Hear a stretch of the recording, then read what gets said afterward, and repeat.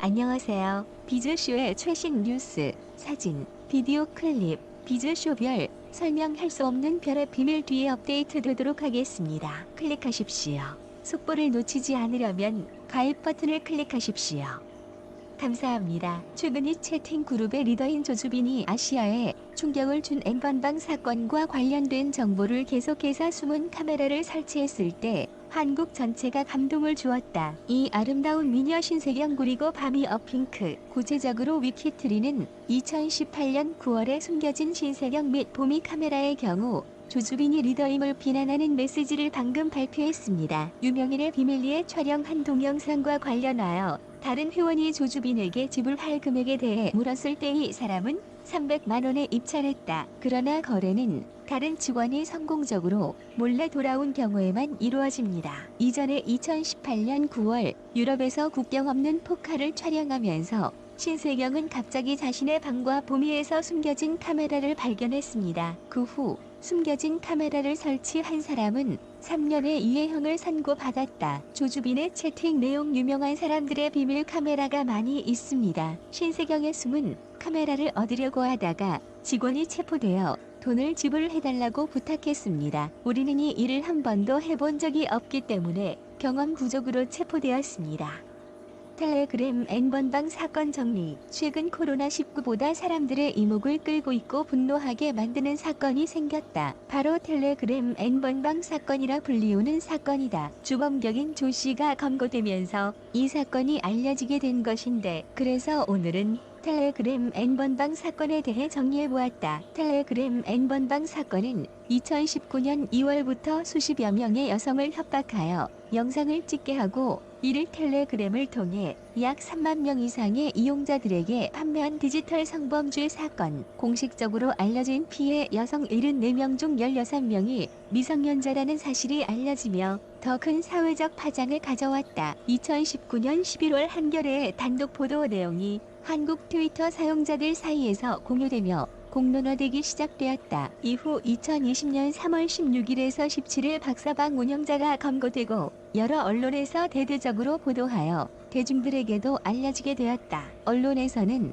일반적으로 N번방 사건이라 부르고 있으나 실제로는 여러 범죄자가 개별적으로 저지른 유사한 범죄가 포함된 사건이다. 가장 널리 알려진 사건 두 가지는 다음과 같다. 영상을 1번방부터 8번방까지 8개의 채팅방에서 판매한 각각의 N번방 사건과 입장 금액에 따라 채팅방 등급을 나눈 박사의 박사방 사건이다. 텔레그램 N번방 사건의 시작은 해당 영상이 유통되는 텔레그램 비밀 대화방으로 2019년 초부터 급격히 늘기 시작하여 수십 개에 이른다. 가해자의 취향에 따라 방이 지속적으로 생기고 사라졌다. DC 인사이드 국내 야구 갤러리, 수능 갤러리 등의 남초 사이트에서는 대부분이 낚시성 글이지만 링크를 거래하거나 공유한다는 글이 올라오기도 했다. 이용자들이 암호화폐로 거래를 하고 텔레그램은 서버를 국외에 두고 이용자 정보를 공개하지 않아 수사에 어려움이 컸다. 한겨레에서는 텔레그램에 유통되는 일련의 영상 제보를 받고 특별 취재팀을 꾸려 추적을 시작했고 현재도 계속하여 보도하고 있다. 한겨레의 보도가 시작되자 박사방을 비롯한 비밀방에서는 취재팀 기자의 신상을 털어서 협박하려고 했다. 박사는 기자 신상을 털면 10만원 후원으로 인정해 특별한 방에 입장시켜주겠다고 공지하기도 했다. 이외에도 이벤트 기레기 5호를 잡아라 등을 내걸며 가족 신상까지 털려고 하자 기자는 경찰에게 신변 보호를 요청하기도 했다. 추적 보도 이후에는 방 일부 또는 전체 기록을 모두 삭제하거나 잠시 돈 거래를 멈추고 비밀방 입장 조건으로 라면 5개 먹기 인증, 신체 일부 인증 등의 미션을 내걸기도 했다. 특별 취재팀은 자료를 공유하며 경찰과의 협의를 계속 이어나갔다. 텔레그램 N번방 중 각각은 2019년 2월 1번방부터 8번방까지 8개의 텔레그램 방인 일명 N번방을 만들었고 텔레그램을 탈퇴한 2019년 9월 이후에는 N번방 권한을 왓츠맨에게 넘겼다. 각 방에는 3에서 4명, 도합 20에서 30명의 피해자들에게서 받아낸 수백 개의 영상이 유포되었다. 이용자 수는 방 하나당 300명에서 700명이고 피해자는 최소 30명 이상이다. 가까스는 이렇게 만든 텔레그램 N번방을 2019년 2에서 3월 무렵 트위터 등의 SNS에서 약 5만원 이하의 금액으로 판매하였다. 그러나 이렇게 구매한 N번방을 판매한 가격보다 높게 되팔이하는 사람들이 생기고 N번방 자료 일부가 외부에 유출되기 시작한 것으로 추정된다. 이렇게 판매를 하던 도중 2019년 7월 고단방에 가까시라는 이름으로 나타난다. 그리고 이유는 알 수 없으나 N번방 링크가 모여있는 채팅방의 링크를 자신의 텔레그램 프로필 소개에 적어놓은 다음 고단방에 있는 사람들에게 아무런 조건 없이 유포하기 시작한다. 여기에서 등장하는 고단방은 텔레그램 닉네임 왓츠맨이 개설하여 운영한 채팅방이다. 왓츠맨이라고도 불리는 감시자는 성착취물 유통 사이트 소엑스넷의 계보를 잇겠다면서 블로그를 개설하고 자신이 만든 고단방을 블로그 배너에 걸어 홍보하였다. 이렇게 블로그를 보고 고단방에 들어온 텔레그램 사용자들과 불법 성인 사이트, 성인 음란물 관련 대화를 나누었다. 고단방은 텍스트와 링크만 전송할 수 있는 형태로 설정해 두었다. 그리고 박사방도 고단방이 주요 홍보 매개체가 되었다. 2019년 2월 각종 커뮤니티를 통해 텔레그램 N번방 갈무리본이 떠돌아다녔고 게시판에는 이에 동조하는 게시글이 우후죽순 올라왔다. 텔레그램 이용자는 이 무렵 이용자가 폭발적으로 늘어나 대한민국 구글 플레이 M 랭킹 상위권에 올랐다. 한겨레는 가해자들이 양진호를 필두로 한 카르텔, 그리고 정준영을 필두로 한 정준영 게이트 사건 이후 텔레그램으로 숨어들었고 이후 텀블러로 이주했으나 텀블러의 몰락 이후 텔레그램으로 옮기면서 영향이 커졌다고 보도했다. 텔레그램 N번방은 이후 2019년 7월 기준 고단방에는 약 4천여 명 이상이 참여하고 있었다. 참여자들은 고단방 자체에서는 사진, 이미지 형태의 파일 전송이 불가능하자 감시자가 전송 기능을 막아놓았다. 파생방을 만들어 고단방의 링크로 공유하기 시작했다. 이렇게 만들어진 파생방 하나에만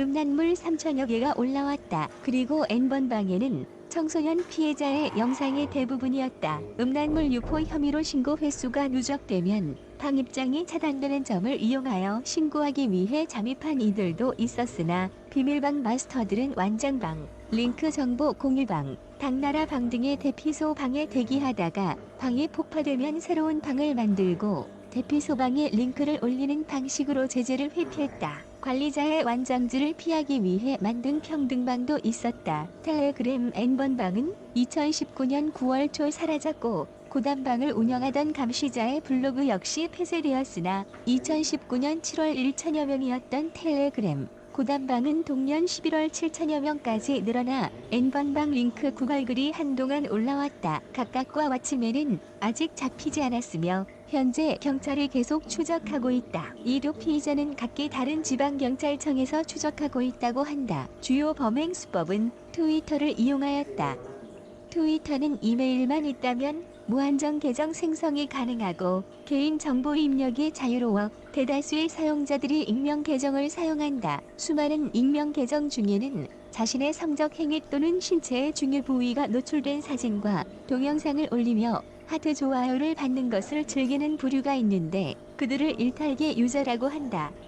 가까스는 아래와 같은 범행 수법으로 피해자를 양산하였다. 가까스는 피해자들에게 당신의 사진과 개인 정보가 무단 유포되고 있다며 URL을 함께 적어 트위터 개인 메시지를 보낸다. 해당 URL에는 가짜 트위터 로그인 창과 개인정보 입력 창이 뜨는데 피해자가 이에 속아 트위터 아이디와 비밀번호, 개인정보를 입력하면 가까이 이 정보를 얻게 된다. 이후 경찰을 사칭. 피해자들에게 당신은 음란물 유포 혐의로 조사를 받을 것이다. 허나 조사를 받지 않게 도와주겠다며 신체 사진을 요구한다. 계정 소유자가 주저하거나 속지 않으면 앞서 얻은 개인정보와 계정 정보를 이용해 협박해서 사진과 영상을 강요한다. 범행 수법이 매우 단순한 구조라 이걸 왜 속냐라는 반응도 많은데 평소 익명성을 이용하며 본인의 신체 사진을 노출한 상황에서 누군가가 본인이 누구인지를 알게 된다는 익명성이 보장되지 않는 순간 공포심이 생기는 것은 당연하고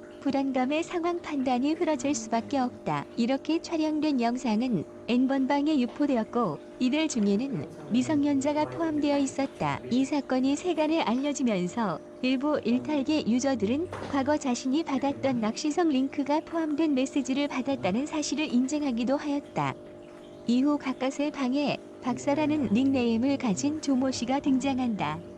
한대학 학보사 기자로 활동하던 20대 중반 남성인 조모 씨는 박사라는 이름으로 2019년 9월 경가까스의 N번방이 폐쇄될 무렵 고단방에 등장했다. 고단방에서 자신이 만든 맛보기방 링크를 유포하며 더 많은 자료를 원하면 입장권을 구입하고 들어올 수 있다고 유도하였다. 견제자들은 박사를 방에서 강퇴하거나 박사방에서 도배를 하며 견제를 했으나 박사는 견제자들의 신상을 털어 공개하면서 이들을 눌렀다. 실제로 저렇게 공개된 신상으로 인해 한 이용자는 아동청소년보호법 위반 혐의로 수사를 받고 있다. 박사는 영상을 유포하는 비밀방을 3개 만들었다. 또 다른 텔레그램 N번방의 시작, 생성과 폐쇄를 거듭하면서 최소 수백 명에서 최대 1만 명의 유료 회원들이 입장했던 것으로 경찰은 파악하고 있다. 일각에서는 사건 공론화 이전 박사방에 입장한 유료 회원이 3만 명에 달할 것이라는 추산도 나온다. 이 방에는 입장료 60만 원짜리 고액 후원자 방은 양질의 자료를 주기적으로 관리해 수질이 유지되는 방이란 소개가, 입장료 25만 원짜리 하드방 입장료가 150만 원에 이르는 최상위 등급방이 있었다. 최상위 등급방은 텔레그램보다 보안이 철저한 위커에 개설되어 운영되고 있었다.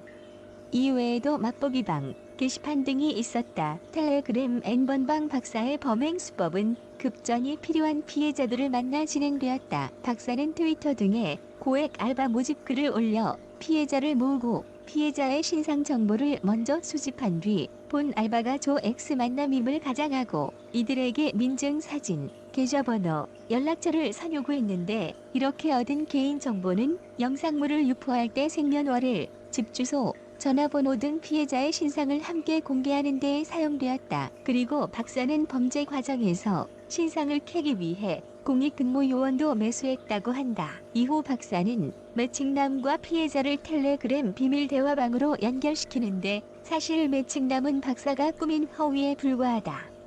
매칭남은 사진이나 영상 등을 요구한다. 처음에는 새끼 손가락을 펴고 찍은 얼굴 사진 몇 장을 요구하는데, 이것은 박사방에서 피해자가 박사의 노예임을 알리는 워터마크 역할을 했다. 이후로는 수위가 높아져 급기야는 나체 사진을 요구한다. 몸과 얼굴이 같이 나오면 5장, 얼굴이 안 나오면 10장을 보내야 한다고 말한다. 피해자는 일이 어딘가 잘못되어 가고 있음을 느끼지만 박사는 매칭남이 통장으로 160만 원을 보냈고, 사진을 보내면 곧바로 피해자의 계좌로 입금시켜주겠다는 말로 회유한다. 피해자는 해당 대화방의 대화 내용이 3초 뒤면 자동으로 삭제되도록 설정되어 있기 때문에 매칭남만 잠깐 보고 마는 것이라고 생각하고 사진을 보냈다. 매칭남을 가장한 폭스밤 계정은 점점 수위 높은 영상을 찍으라는 등 점점 이상한 요구를 했고, 피해자가 주저할 때마다 박사는 협박을 했다. 성기에 애벌레가 기어다니는 촬영이나 변기물을 먹이거나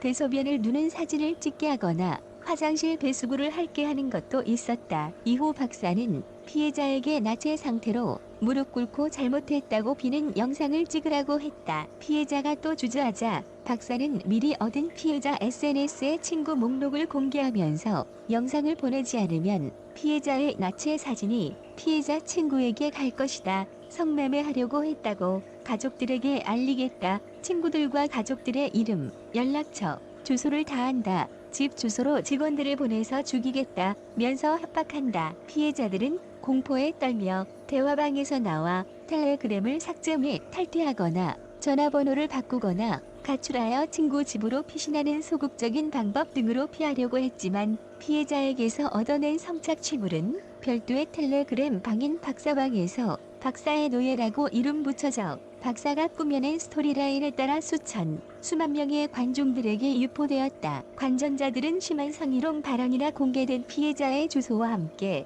XX방 하실 분 구합니다 등 집단 성폭행을 암시하는 댓글을 달고 제발 노엑스녀 영상을 더 풀어달라며 환호하며 점점 더 자극적이고 가학적인 행위를 요구하였으며 박사를 왕처럼 떠받들었다. 피해자는 총 74명이고 그중에 16명의 미성년자들이 포함되어 있다. 박사는 하루에 2명씩 노엑스를 생산하고 있다고 과시하였으며 입장료가 100만 원이던 박사의 고액방은 2019년 11월경 짧은 사이에 150만 원으로 가격이 올랐다. 피해자 가운데 수사기관에 신고한 이는 6명 정도로 추정된다. 서울, 일산, 인천, 강원 등 박사의 범행은 지역을 가리지 않고 이루어졌다. 피해자 중 한 명은 범행 가담을 강요받기도 했다.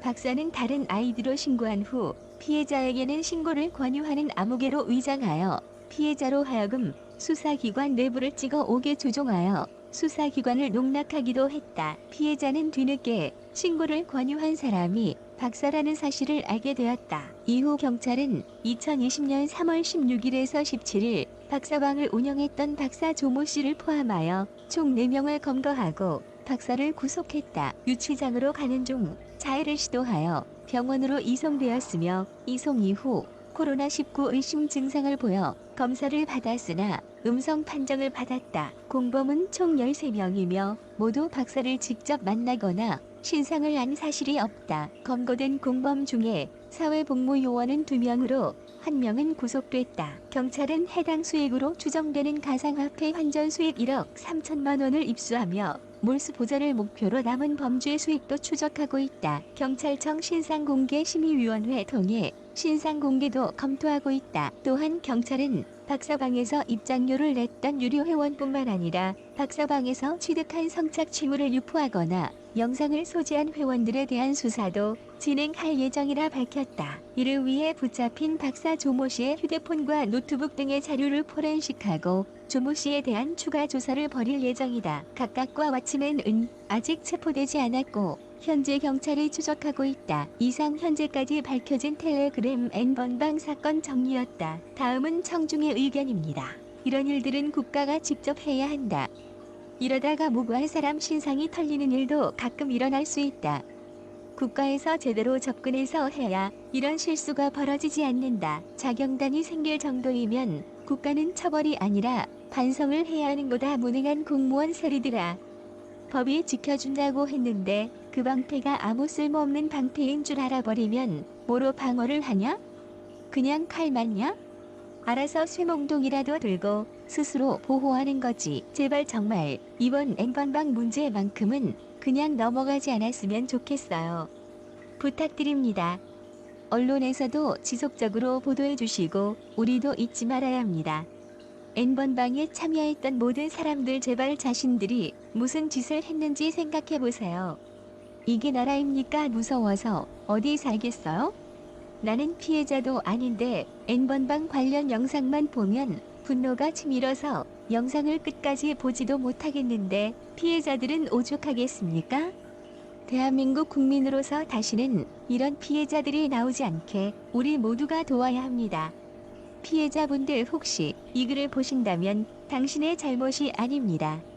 혼자 힘들어하지 마시고 외부의 도움을 받으시길 바랄게요. 딱 가해자만 공개할 수 있으면 좋을 텐데 다른 주변인들이나 피해자까지 신상 공개되지 않도록 조심했으면 좋겠네요.